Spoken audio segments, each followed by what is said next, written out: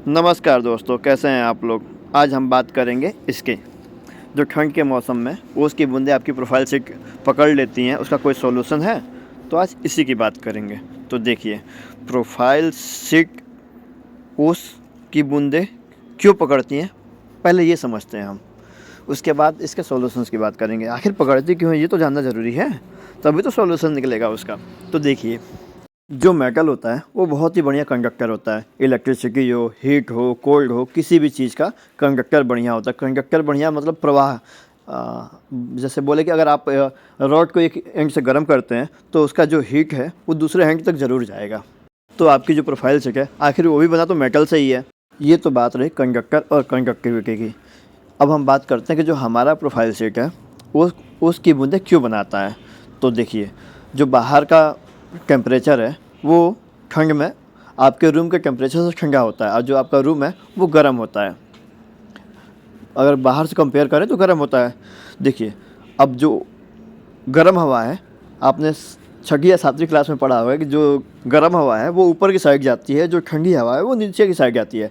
तो जो रूम के आपकी गर्म हवा है जैसी प्रोफाइल चिक को जाकर टच करता है तो प्रोफाइल चिक तो आपको ठंडा है मौसम के कारण, और जो गर्म हवा है वो जगह जैसे टच करता है वो उसकी बूंदें बन जाती हैं वहाँ पे।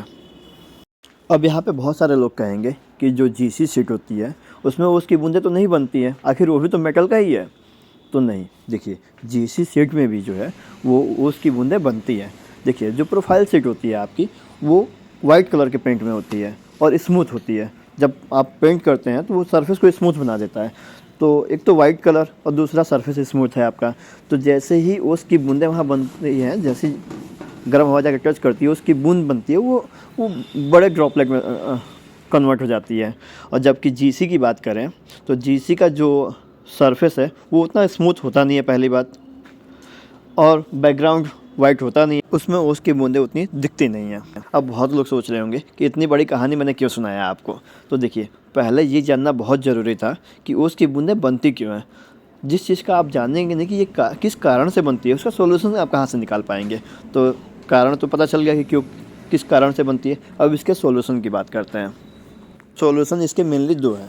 एक तो आप क्रॉस वेंटिलेशन रखिए, हवा जो है अंदर की बाहर आए और बाहर की अंदर चली जाए, तो आपका जो है वो रूम टेम्परेचर वैसे ही रहेगा जो बाहर का है, तो उसकी बूंदें नहीं बनेंगी। पहला तो ये है। लेकिन ये पॉसिबल तभी है आपको अगर उसमें रहना नहीं है उस रूम में, और ऐसी कोई चीज़ नहीं है जिसको ठंड से कोई दिक्कत हो, तो आप इसमें क्रॉस वेंटिलेशन कर दीजिए। 2 खिड़कियाँ लगा दीजिए, सबसे आसान तरीका है। 2 खिड़कियाँ लगा दीजिए, उधर की हवा इधर आई निकल गई, इधर से हवा उधर गई निकल गई। और साथ में रूफटॉप वेंटिलेशन लगवा लीजिए। आपका जो ओस की बूंद है वो बहुत ही कम बनेगी, अगर बनेगी भी तो बहुत ही कम मात्रा में बनेगी, ना के बराबर बनेगी। या दोनों में से कोई एक ही करा लीजिए। जितनी आपकी ओस की बूंद बन रही है अभी, उससे बहुत ही कम बनेगी, कोई एक भी कराते हैं तो। अब बात करते हैं दूसरे सॉल्यूशन की। तो दूसरा सॉल्यूशन ये है कि आजकल सैंडविच प्रोफाइल से आती हैं सब। ऊपर प्रोफाइल होता है, नीचे थर्मल इंसुलेटर होते हैं, थर्माकोल कह सकते हैं, या फिर जो भी कंपनियां आजकल नया नया डेवलपमेंट कर रही हैं वो। और नीचे प्रोफाइल सीट होती है। तो ऊपर प्रोफाइल, उसके बाद थर्माकोल, उसके बाद प्रोफाइल। तो देखिए, मैंने आपको इसीलिए पहले इतनी बड़ी कहानी बताई कि आखिर प्रोफाइल सीट जो है वो उसकी बूंदें क्यों पकड़ता है। तो देखिए, ऊपर से प्रोफाइल है, उसके बाद थर्मल इंसुलेटर है, जो ऊपर का तापमान है उसको नीचे नहीं आने देगा, तो उसकी बूंदें बनेंगी नहीं। इसीलिए मैंने इतनी बड़ी कहानी बताई आपको कि उसकी बूंदें आखिर बनती क्यों हैं, इसका प्रोसेस क्या है। तब अब आपको समझ में आएगा कि जो सैंडविच प्रोफाइल आती हैं वो उसकी बूंदें क्यों नहीं बनाती हैं। ये जो सैंडविच प्रोफाइल है ये आपको कॉस्टली पड़ेगा। क्यों? क्योंकि देखिए, ऊपर प्रोफाइल, नीचे प्रोफाइल, बीच में थर्मल इंसुलेटर। अगर थर्मल इंसुलेटर का कॉस्ट हम अगर निकाल भी देते हैं फिर भी आपको 2 प्रोफाइल का कॉस्ट भरना है यहाँ पे। तो ये जो सेटअप है ये आपको महंगा पड़ेगा। बट ये है कि इसमें आप चाहें तो जो फॉल सीलिंग आप कराते हैं वो मत कराइए। फॉल सीलिंग आप नहीं भी कराते हैं तो इसमें काम चल जाएगा, लेकिन यह है कि फॉल सीलिंग थोड़ा देखने में सुंदर लगता है और डेकोरेटिव लाइट्स जो वगैरह हैं आप लगवा सकते हैं उसमें, तो वो भी ज़रूरी है। अब आप डिसाइड कर लीजिए कि आपको क्या करना है। अगर आपके पास बजट की कोई इशू नहीं है तो आप इस सेटअप के साथ चले जाइए। हाँ, अगर आपको बजट की इशू है तो एक जुगाड़ है। हाँ, ये इंडिया है, यहाँ जुगाड़ चलता है।